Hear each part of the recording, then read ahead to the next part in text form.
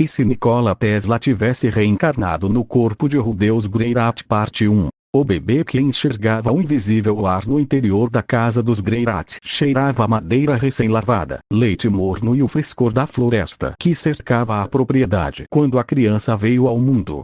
Nasceu forte, sem dificuldades, e ao contrário de todos os recém-nascidos que os pais conheceram, não prorrompeu em um choro estridente assim que veio à luz. Abriu os olhos cinzentos, profundos e de uma calma que não cabia em um bebê, e percorreu devagar o rosto de Zenith, depois o de Paul, como se estivesse registrando cada traço, cada ângulo, cada detalhe da arquitetura daqueles rostos. Ele é quieto, sussurrou Zenith, apertando o pequeno corpo contra o peito, alisando os fios de cabelo que começavam a crescer claros e lisos. Será que está bem? Paul franziu a testa, apoiando uma mão na cintura e inclinando-se para observar o filho. A criança não procurava o seio com a ansiedade comum aos bebês. Apenas observava o espaço entre eles, o vazio do ar, como se enxergasse fios invisíveis que se entrelaçavam, linhas de força que ninguém mais podia perceber. De vez em quando, movia os dedos miúdos, e uma luzinha tênue, azulada, brilhava por um instante entre eles, tão rápida que ambos pensaram ter visto errado. Parece que está pensando, murmurou Paul, com um meio sorriso que não escondia a inquietação. Com o passar dos meses, a estranheza se tornou rotina. O bebê raramente chorava. Se precisava de algo, esperava, observava, e apenas quando a paciência se esgotava fazia um som suave, sem gritaria. Passava horas deitado sobre o tapete de palha, os olhos fixos no teto de vigas de madeira, nas frestas por onde entrava a luz do sol, nas partículas de poeira que flutuavam, e para ele, não eram apenas partículas. Eram pontos de interação, indicadores de correntes, de pressão, de propriedades que ele reconhecia melhor do que a própria palma da mão. Sentia no corpo a energia que permeava aquele mundo, uma força que aqui todos chamavam de mana, e que para ele era apenas mais uma forma de energia, uma frequência nova, um campo a ser estudado. Quando completou 3 anos, ninguém mais conseguia fingir que era apenas uma criança diferente. Enquanto outras daquela idade corriam, gritavam e quebravam brinquedos, ele recolhia fios de cobre que encontrava em restos de ferramentas, pedaços de vidro quebrado, resinas que escorriam das árvores e tiras de couro curtido.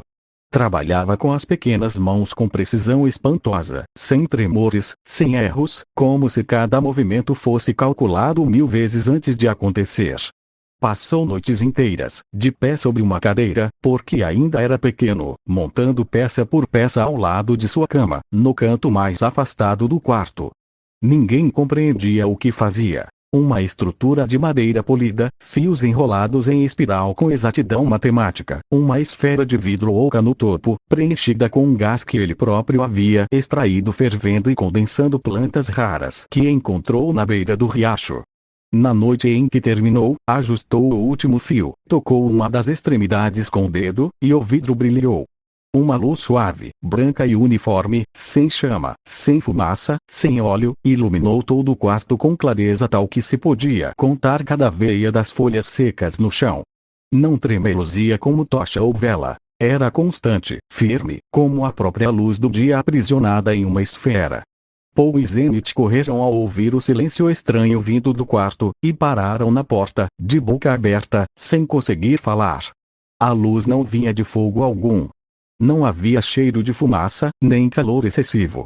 A criança estava de pé, olhando calmamente para o brilho, e fez um pequeno ajuste em um parafuso de madeira, fazendo a luz diminuir e depois aumentar, como se estivesse brincando com algo tão simples quanto água ou ar. Isso é magia? Perguntou Zenith, com a voz trêmula, agarrando-se ao braço de Paul. Não vi nenhum encantamento, respondeu Paul, com os olhos arregalados, dando um passo adiante e parando quando a criança virou o rosto para ele. Havia naqueles olhos infantis uma sabedoria tão antiga e pesada que ele sentiu um arrepio percorrer a espinha. Oh Deus, como fez isso? A criança hesitou. Sabia que não podia falar de campos eletromagnéticos, de indutância, de frequências ressonantes, palavras que não existiam ali. Então apenas apontou para o ar entre eles e disse, com voz clara e firme, sem gaguejos infantis: a energia está em toda parte. Só precisamos saber como convidá-la. Paul e Zenith trocaram um olhar de puro espanto. A partir daquela noite, a luz de vidro brilhou no quarto de Rudeus todas as noites, e ninguém mais ousou chamá-lo de apenas uma criança. Aos 4 anos, decidiram que era hora de ensinar-lhe magia. Paul, que conhecia os rudimentos, levou-o para o gramado amplo atrás da casa, sob um céu de fim de tarde pesado de nuvens escuras, e explicou com calma: concentre a energia dentro de si, imagine o fogo, forme-o na ponta dos dedos, pronuncie as palavras de poder. Rudeus ouviu em silêncio, observando cada gesto, cada palavra.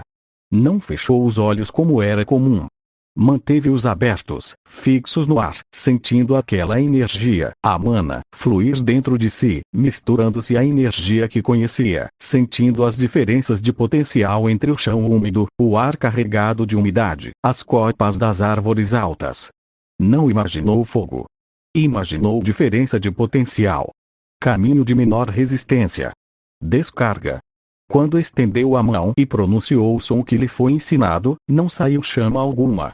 Do meio dos dedos da criança saltou uma coluna de luz azul-branca, tão brilhante que cegou por instantes os pais, com um som ensurdecedor como um trovão que cai a poucos passos. O raio atingiu o grande carvalho que ficava a 30 metros de distância, partindo-o ao meio com um estalo terrível. A madeira estalou, fumegou, e o tronco caiu com estrondo, rachado até a raiz, carbonizado por dentro. O silêncio que se seguiu foi mais pesado que o trovão. Paul e Zenith estavam paralisados, sem respirar, os corações batendo como tambores. Olharam para a árvore destruída, depois para o filho. Rudeus não parecia assustado. Não parecia orgulhoso. Apenas franziu levemente a testa, olhou do chão úmido para as nuvens baixas, e passou a mão pela barba imaginária, um hábito de outra vida, de outro século, que lhe escapou sem querer. E anotou em sua mente, com clareza absoluta, registrando cada dado. Condutividade do ar, varia com a umidade. A diferença de potencial se estabeleceu muito mais rápido do que eu calculava. A mana atua como um meio condutor, reduzindo a resistência. Interessante. Muito interessante. Ergueu os olhos para os pais, que o olhavam como uma mistura de terror e admiração sem palavras, e compreendeu naquele instante. Neste mundo, não havia apenas máquinas para construir. Havia uma força inteiramente nova, cujas leis ninguém ainda havia medido, classificado, compreendido. Ele não se limitaria a usar a magia como todos os outros. Ele iria desvendar suas leis. Medir suas propriedades. Descobrir suas frequências. E então, reinventaria a própria magia, transformando-a de arte misteriosa em ciência exata, tão rigorosa e poderosa quanto a eletricidade que ele havia domado em sua vida anterior.